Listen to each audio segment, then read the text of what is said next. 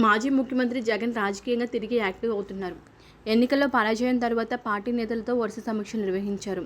ధైర్యంగా ఉండాలని సూచించారు. దాడులు జరిగిన కేడర్కు అండగా నిలవాలని నిర్దేశించారు. తాను ప్రజల్లోకి వస్తానని వెల్లడించారు. ఇప్పుడు జిల్లాల పర్యటనకు జగన్ సిద్ధమవుతున్నారు. ముందుగా పార్టీ నేతలు కేడర్ పరామర్శకు డిసైడ్ అయ్యారు. అందులో భాగంగా తొలి పర్యటనకు ఖరారైంది. మాజీ ముఖ్యమంత్రి వైసీపీ అధ్యక్షుడు జగన్ గురువారం నెల్లూరు కారాగారంలో రిమాండ్ ఖైదీగా ఉన్న మాజీ ఎమ్మెల్యే పిన్నెల రామకృష్ణారెడ్డిని ఓదార్చనున్నారు. ఈవీఎం ధ్వంసం, టీడీపీ ఏజెంటు మహిళపై దాడి, కారంపూడి సీఐపై హత్య ప్రయత్నం కేసులో ఆయన అరెస్టయ్యారు. మాచర్ల కోర్టు 14 రోజులు విధించి నెల్లూరు సెంట్రల్ జైలుకు పంపారు. మాజీ మంత్రులు పెద్దిరెడ్డి రామచంద్రారెడ్డి, కాకాని గోవర్ధన్ రెడ్డి తాజాగా పిన్నెల్ని పరామర్శించారు. ఇప్పుడు జగన్ నెల్లూరు జైలుకు రానున్నారు. పిన్నెల్ని పరామర్శించనున్నారు. పిన్నెలికి పరామర్శ 4వ తేదీన జగన్ 9:40 హెలికాప్టర్లో నెల్లూరుకు వస్తారు. జగన్ అక్కడి నుంచి రోడ్డు మార్గం ద్వారా చెముడుగుంటలో ఉన్న జిల్లా సెంట్రల్ జైలుకు వెళ్తారు.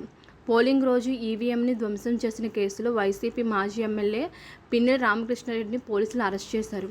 కోర్టు రిమాండ్ విధించడంతో ఆయన్ను నెల్లూరు జిల్లా సెంట్రల్ జైలుకు తరలించారు. ఆయన్ని పరామర్శించేందుకు జగన్ ఇప్పుడు నెల్లూరుకు వస్తుండడంతో స్థానిక నేతలు జగన్ పర్యటనకు ఏర్పాట్లు చేస్తున్నారు. పార్టీ ప్రక్షాళన పరామర్శ తర్వాత జగన్ పార్టీ నేతలతో సమీక్ష ఏర్పాటు చేశారు. 2019 ఎన్నికల్లో నెల్లూరు జిల్లాలో వైసీపీ క్లీన్ స్వీప్గా చేయగా, ఈసారి ఎన్నికల్లో మాత్రం జిల్లాలో ఒక్క సీటు కూడా వైసీపీకి రాలేదు. తొలి నుంచి వైసీపీకి కంచుకోటగా ఉన్న నెల్లూరు జిల్లాలో భవిష్యత్ కార్యాచరణ జగన్ నేతలకు నిర్దేశించనున్నారు.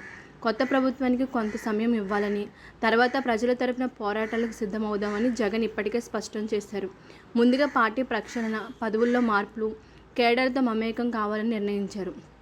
వచ్చే వారం జగన్ పార్టీ కీలక సమావేశంలో తన కార్యాచరణ ప్రకటించనున్నారు.